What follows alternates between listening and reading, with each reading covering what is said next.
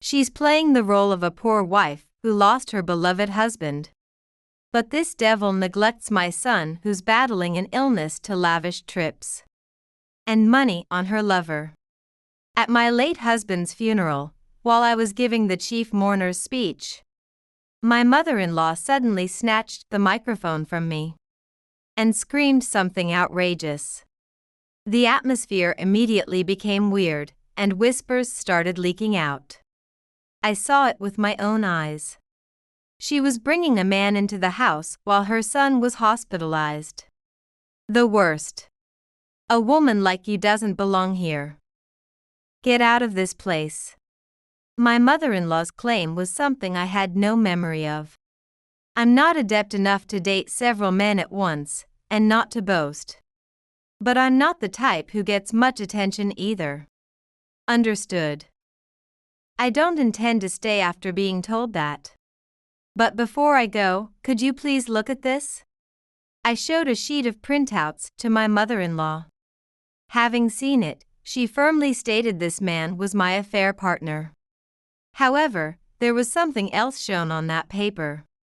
Seeing it, my mother-in-law completely changed her attitude and confronted someone, saying, "You've embarrassed me." Then, the funeral home started to fill with an even stranger atmosphere. And it was no longer about the funeral. As a result, the family's shame was completely exposed. Now in my 40s, I met the ideal man in my 20s and married him. It felt like falling in love at first sight, and it was a marriage after a grand romance. Having lost my parents at a young age, I always longed for a household with both parents. I grew up with a strong desire and longing to pour endless love onto my child, which I never received from my parents. The process of turning this longing into reality through marriage with my husband was truly blissful, and I only wished for this happiness to last forever. Although my husband was raised with both parents, his mother had been through 3 divorces, and he seems to have deep-seated bitter memories of being tossed around by those experiences. He often talked about his view of marriage, wishing never to put his children through such bitter experiences. If he were to have a family, we were both starved for the ideal of a happy family. My husband was a very considerate person, never doing to others what he disliked himself. Blessed with a daughter and a son, I braced myself for the chaos of parenting and housework. However, no matter how busy he was with work, he never used it as an excuse to neglect housework or parenting. He always said that housework was a respectable job. Despite minor problems common in any household, we could laugh them off and forgive each other immediately, enjoying a seemingly perfect happiness. But the presence of my mother-in-law and sister-in-law cast a dark shadow. My mother-in-law would call without any significant reason, droning on with sarcasm and nagging. Once, while I was cooking and tried to end the call, I received an unexpected large bill. She had shopped online using my name without my knowledge, and I received a dunning letter for unpaid bills. That time, my husband stepped in, and it ended with my mother-in-law paying the bills herself. But I deeply realized she was a person who would harass me terribly if displeased. From then on, I always took calls from my mother-in-law, no matter how busy I was. Taking advantage of this, she would drone on with her sarcasm. "Can you even raise children, not knowing your own mother? Oh, that's right, you can't be considerate because you don't know your mother. Mother's Day has long passed. Though she is a mother-in-law, mother is in the title. So it's common sense to celebrate her grandly on Mother's Day." I asked my mother-in-law in advance if there was anything she wanted, and she said she wanted an easy-to-carry bag like those used for shopping nearby. I searched for some options online and let her choose and buy one herself. However, according to her, that was not the point. It was important to celebrate her grandly. That day, my children celebrated me because it was Mother's Day. I too am a mother. I wanted to retort but was afraid of her backlash, so I remained silent. My sister-in-law often comes to our house without prior notice, but always accompanied by my mother-in-law. Both are troublesome enough on their own, but together they wear me down. Incidentally, my sister-in-law and husband have different fathers. My sister-in-law has children, but they are younger and still need a lot of care. Yet she seems to leave them somewhere else when she comes to our house. I've seen her children only a handful of times, despite the number of times I've seen her. Whenever she comes, she rummages through the house, asking for things she likes. This isn't a fancy ham. There are two, so one should be fine, right? There's also wine. Lucky. She envies the good food I eat and rummages around the kitchen, packing long-lasting items in her bag without asking. Since I don't know when they'll suddenly come, I've developed a habit of hiding expensive items, especially during seasons of gift-giving like the mid-year and year-end gifts. They attack knowing this. By the way, your child was wearing new clothes, right? I want them because they're like new, so don't let them wear it too much. Children grow quickly, and I often buy new clothes even if it's not for a special occasion. My sister-in-law checks my children's appearances, noting the colors, sizes, and brands, and then asks for those clothes. When my children were younger, my sister-in-law's month-old baby liked my daughter's toy and asked for it. At 1 month old, a baby can hardly grasp toys properly, but when my daughter refused, my sister-in-law forcefully took it. She then made her baby hold the toy, which was clearly too early for him, and pretended to be happy, saying, "Isn't that nice?" Right after, my daughter burst into tears, and it was tough to calm her down. This is why it's troublesome when someone who doesn't know their mother becomes one. You're the mother, so stop your daughter from crying quickly. If you can't, I'll tape her mouth shut. I was furious, thinking whose fault it was. Furthermore, to tape her mouth shut? Despite being a mother herself, my sister-in-law's nerve to say such a thing was terrifying. Later, my husband sternly scolded my sister-in-law, and the situation settled down. But my daughter became wary of her. As these incidents accumulated, we both reached our 40s. Times have changed, and the regular health checkups at my husband's workplace have been replaced by more thorough medical checkups. This change reflects society's custom of preferring detailed symptoms for early detection and treatment. My husband and I are always cautious about our health. We balance our meals and modify dishes to make disliked ingredients more palatable. Thanks to this, my family has no picky eaters, and every meal is completely eaten. We also make sure to exercise moderately. We actively participate in light exercise gatherings organized by the local community, and are members of a public gym, attending whenever we have time. Though there were suggestions to hire a personal trainer at the gym for better results, we chose not to pursue physical beauty. Probably, my husband's prudent and serious nature unconsciously influenced this decision. I would be happy if my husband maintained a youthful body even as he aged, so I thought investing in that was acceptable. Such a husband had never needed a re-examination in past health screenings. He was confident that the results would remain the same even after transitioning to a more thorough medical checkup. However, contrary to expectations, he required a re-examination. My husband had said re-examinations were just minor discrepancies, and told me not to worry, remaining positive even after undergoing it. However, the detailed examination results shattered my imagination more easily than I had expected. He was diagnosed with lung cancer. The doctor told us that my husband's cancer was treatable.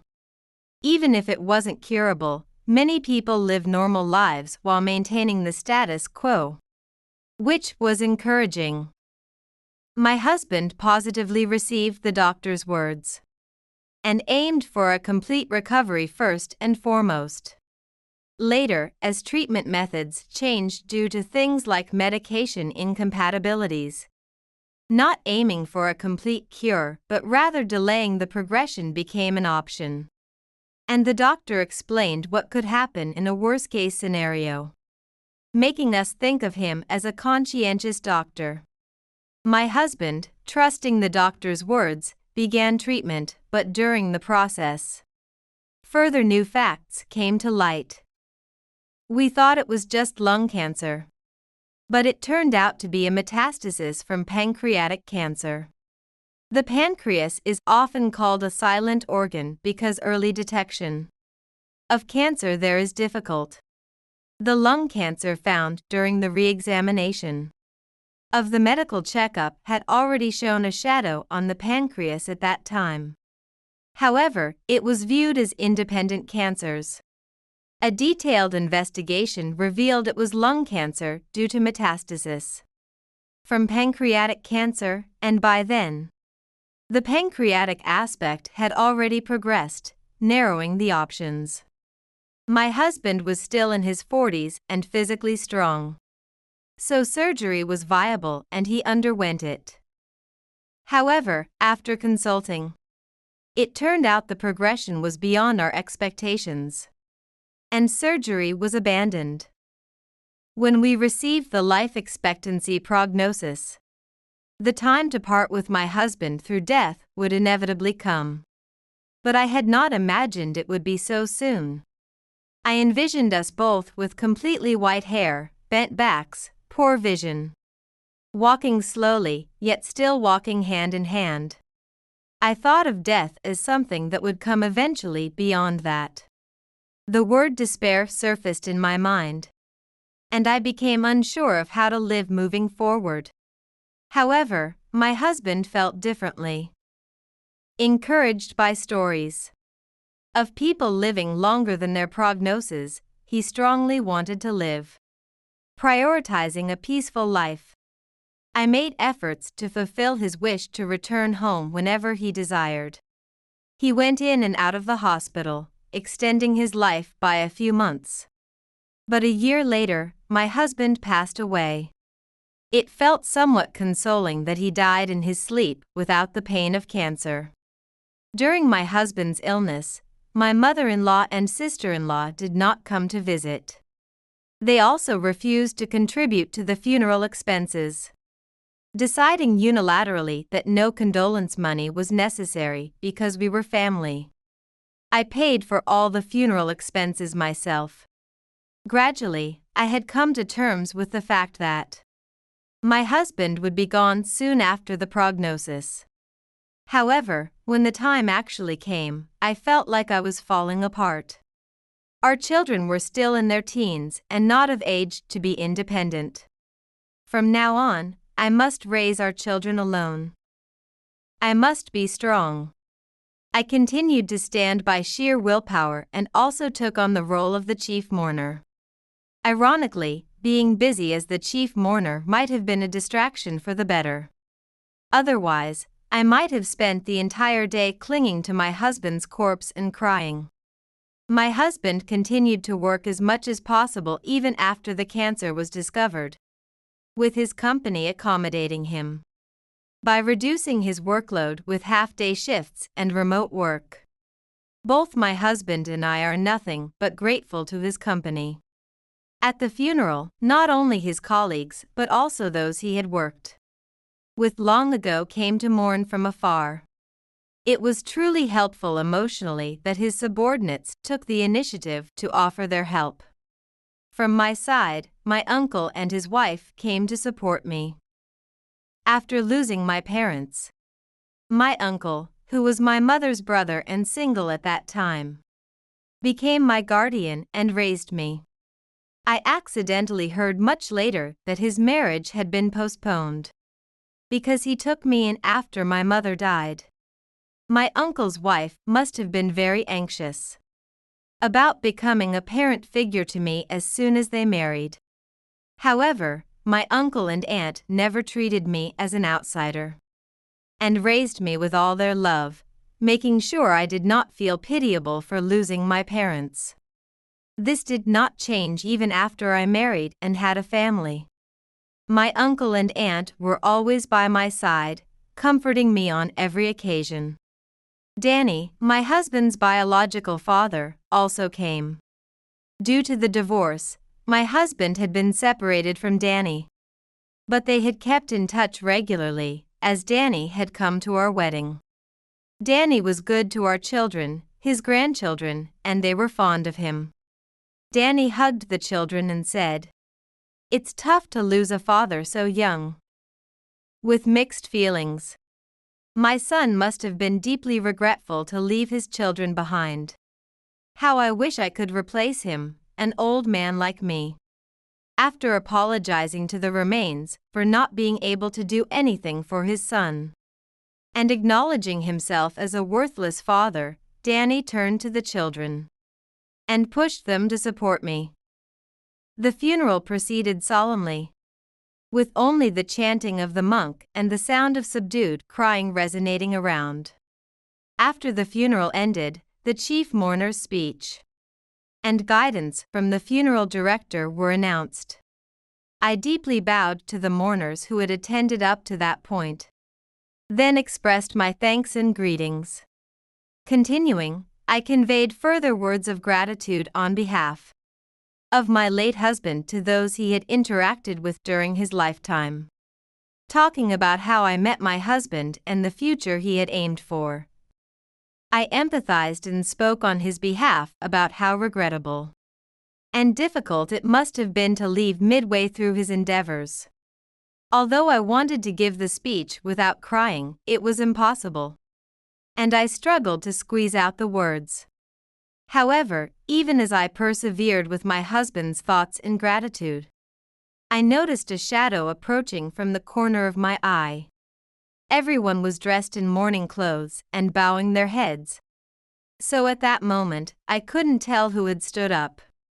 However, feeling a presence beside me and looking over, I saw my mother-in-law standing with an incredible expression, and she snatched the microphone from me. This is the place for the mother of the son. Outsiders should step back. Before I could even think what, my mother-in-law pushed me hard. I nearly lost my balance but was supported by the funeral home staff and managed not to fall. Ignoring my state, my mother-in-law exclaimed, just playing the role of a wife devastated by the loss of her beloved husband. This vile person should no longer be entrusted with the funeral. My mother-in-law claimed it was hard for her to suppress her laughter watching me play the tragic wife. This woman did nothing but cheat while her son endured a painful illness. It's this demon wife's fault my son died before achieving his dreams. She declared that I left all the housework and parenting to my husband and spent his earnings on affairs with other men. She explained that the stress I continuously caused him not only led to his developing an ulcer but also prevented him from seeking treatment when the ulcer was at an initial stage, leading to stomach cancer. And ultimately, he lost his life to stomach cancer. I was left holding my head after hearing my mother-in-law's words. There were too many points to argue, I didn't know where to start. Just before, during the chief mourner's speech, I had been moved to tears. But this sudden turn of events left me emotionally overwhelmed. Actually, my mother-in-law couldn't believe my husband's cancer and had tried to make the attending physician explain the condition directly.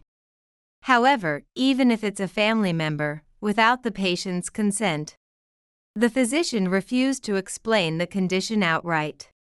At that time, the physician had contacted me saying, "Your mother-in-law seems to think your husband had stomach cancer, not pancreatic cancer." She had not listened to us well, arbitrarily changed the information in her mind, and replaced her memories with the wrong facts as if they were true.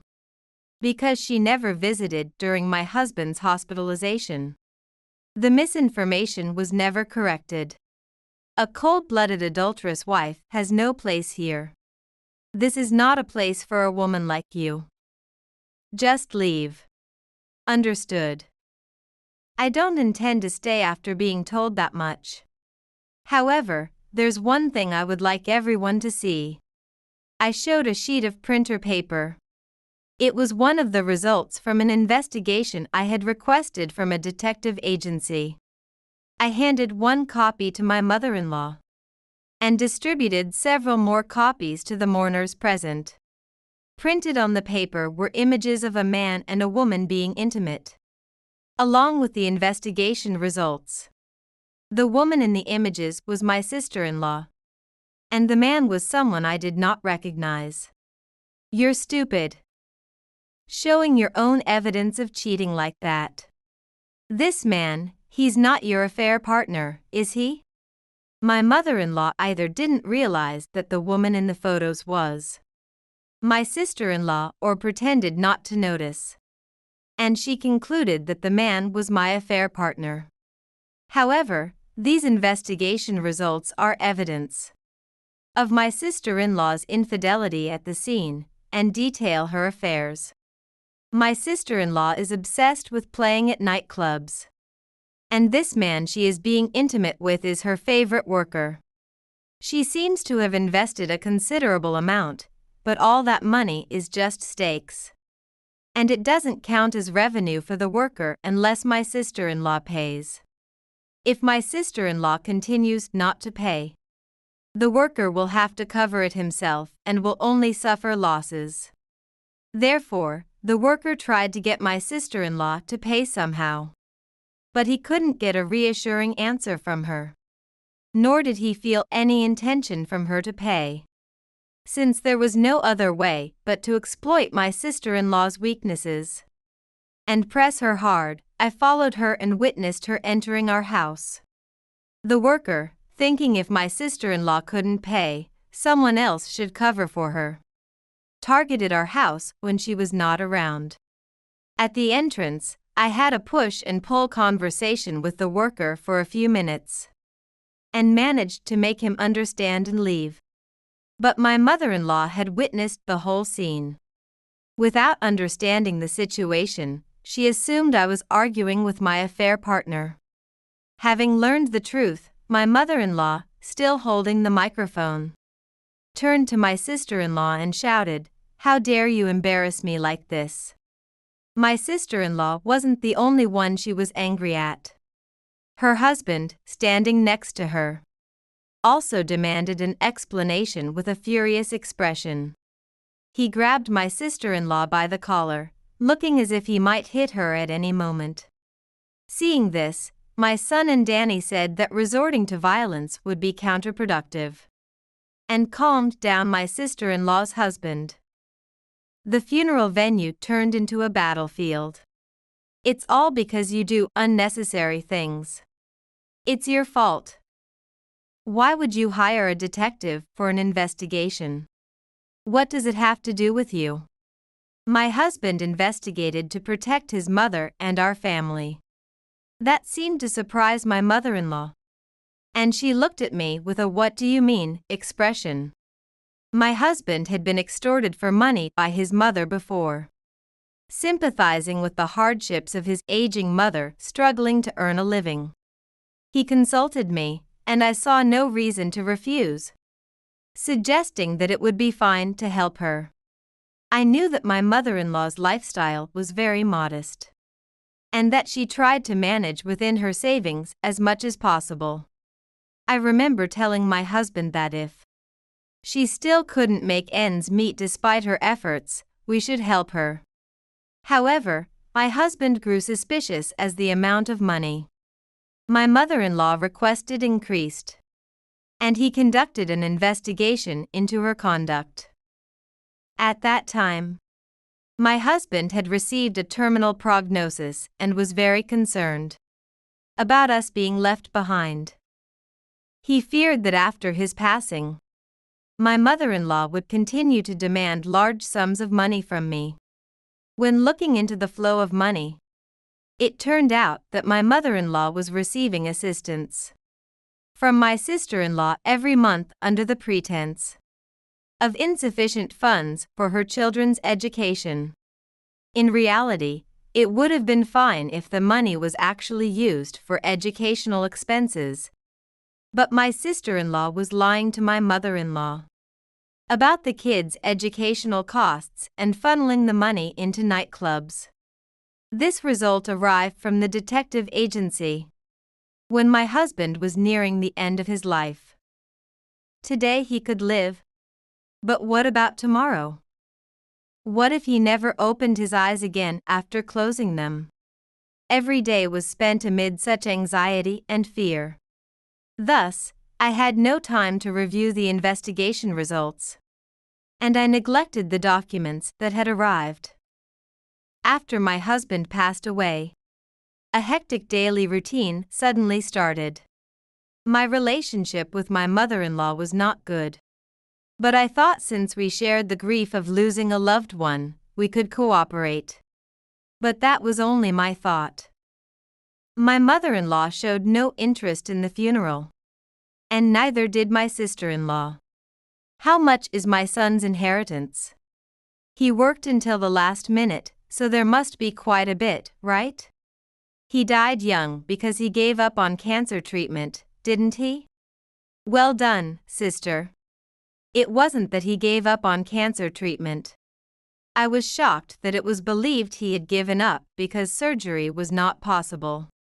Grief and mourning are personal, and I thought surely they must be remembering and crying for my husband when no one was watching. But right after his death, to think and speak of things like how much inheritance there was or that there must be a lot of savings. Because he gave up on treatment, it was beyond anger. I felt pitiful.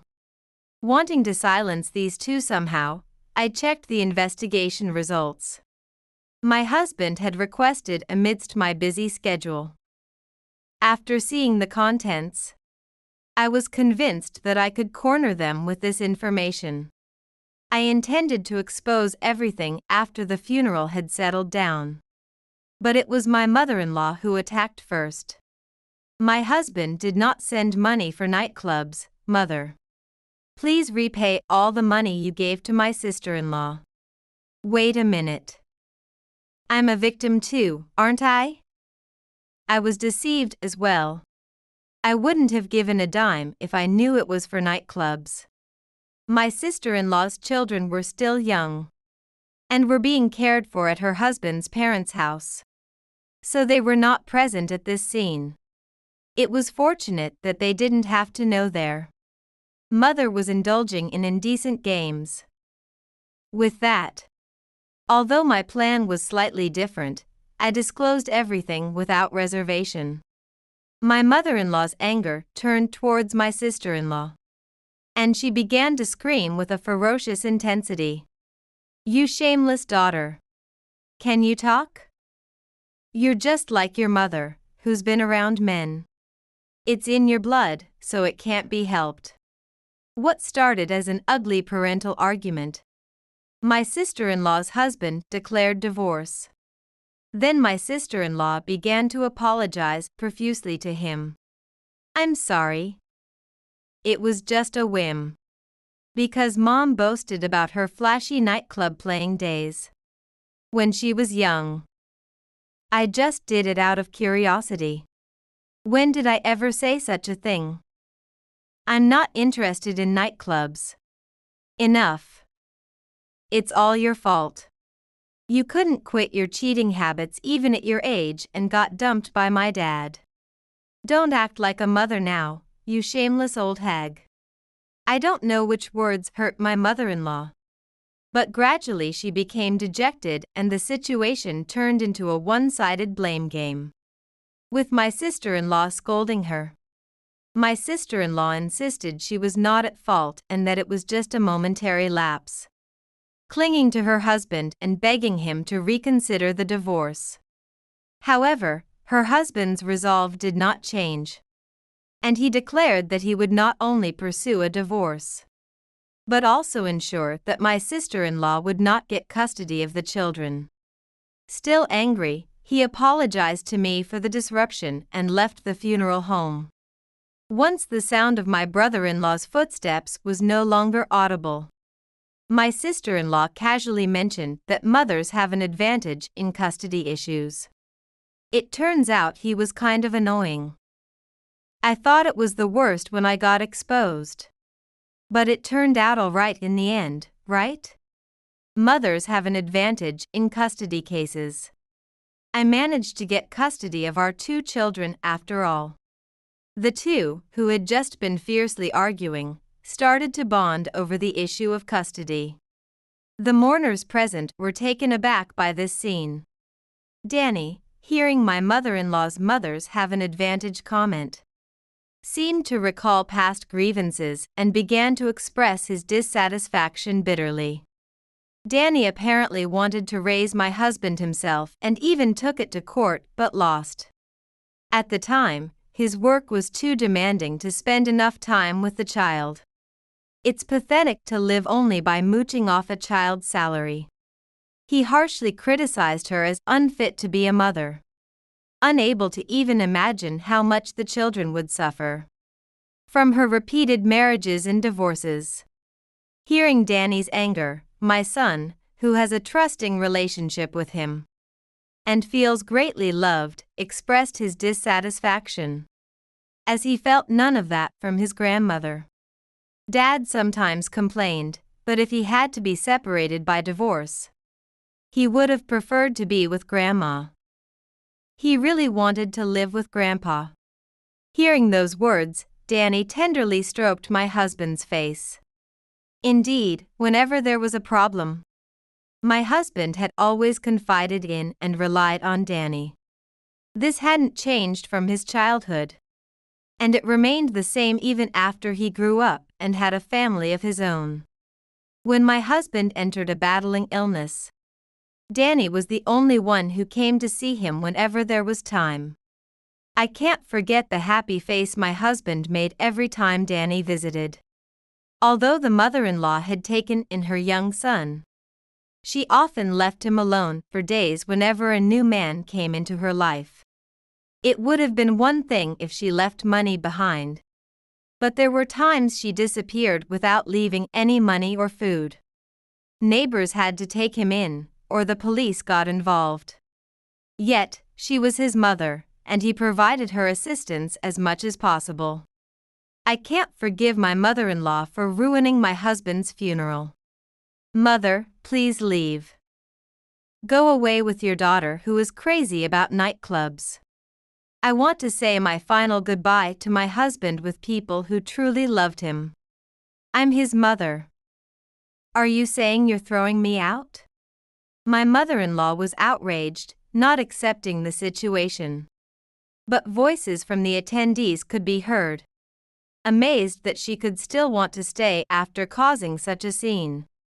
Danny also urged the mother-in-law to leave so we could send off my husband quietly, and this prompted applause from those around. Having alienated everyone, the mother-in-law and sister-in-law felt uncomfortable and left after throwing some spiteful remarks at me. I apologized for showing such family disgrace and expressed my wish to continue my husband's funeral properly. The boss of my husband reassured me that I was not at fault, and I received warm applause from others. Electone live music began to play to bring back a funeral-like atmosphere. In fact, I had requested that we send off my husband with his favorite songs instead of a traditional religious feeling. When we carried out the coffin, during the last farewell, everyone placed a single flower into the coffin. My husband's body was covered in flowers, and then the coffin lid was closed. There was a little wait time for the hearse preparations after that. And people from my husband's workplace talked about his personality and how he was a loving husband and doting father. My uncle and aunt encouraged me. And my friends also told me not to hesitate to rely on them if I needed anything. A few of us carried the coffin to the hearse and headed to the cemetery, while everyone else stayed back and kept watching. On the way to the cemetery, I contacted my mother-in-law and sister-in-law. When I had previously asked how many people would be coming to the cemetery, I had included the mother-in-law and her party in the count. They usually provide a waiting room where you can eat and wait, but I had ordered lunch boxes for them as well. I explained all this, but after being kicked out of the funeral place, they stubbornly refused to go to the cemetery, prioritizing their pride. I think it's unfortunate for people to become so stubborn and prioritize their pride on such a final farewell, even though they refused to accompany us to the cemetery. I don't think they're cold-blooded just because of that. Each person faces and accepts death in their own way. I simply told them that they wouldn't be able to blame anyone for their regrets later, and ended the conversation. Later, my sister-in-law was formally divorced by her husband. It seems her husband had something on his mind as well, for he conducted an investigation into her conduct after the funeral. Besides her nightclub outings, she was also spending extravagantly on brand items, and child neglect for personal desires was commonplace. The story that she had left the children at her in-laws was mostly a lie. In fact, she had left them home alone when her husband was away on business trips. She went on trips with her favorite worker, leaving the children behind. Her children now live with their father and his parents, saying they prefer their father. My sister-in-law boasts that she will win custody because she is the mother, but it seems unlikely to anyone looking in. She dreams of a new life with her favorite worker while trying to milk child support from her ex-husband, using the children as leverage.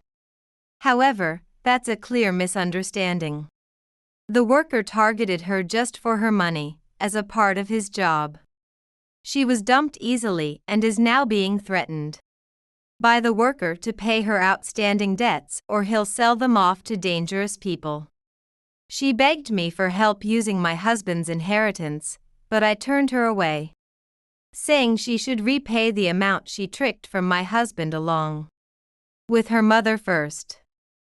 I have no intention of lending her money after repayment. My mother-in-law seemed to live a modest life, but she was actually just maxing out her credit cards. Now that the financial support from my husband has ended, her payments have faltered, and she's been blacklisted. She's now living a very poor life, struggling with repayments and looking significantly thinner. She came to me begging for money, but I turned her away. Don't you feel sorry for an elderly woman struggling to make repayments to this extent? You've lived as you wanted up to now, wasn't this to be expected? My mother-in-law tried every trick from sobbing to exploding in anger to beg for money. But in the end, she was caught stealing a $1 juice at a nearby supermarket. The store called me for a guarantor, but I refused. I suggested she ask her only relative, my sister-in-law, but it seems she had already been refused. Despite all this, I adamantly refused to take her in as if she were a stranger. I don't know what has become of her since, considering we could be harassed by my mother-in-law or sister-in-law. If we stayed in the house where my husband and I lived, I decided to move. It was hard to decide to leave behind the memories, but my daughter said to me, "Memories aren't things, right? They live in our hearts. Dad will always live inside us, Mother." We moved close to where my uncle and his wife live. From now on, for the life my husband wanted to live, we, as a family, vowed to live diligently for our 2 children.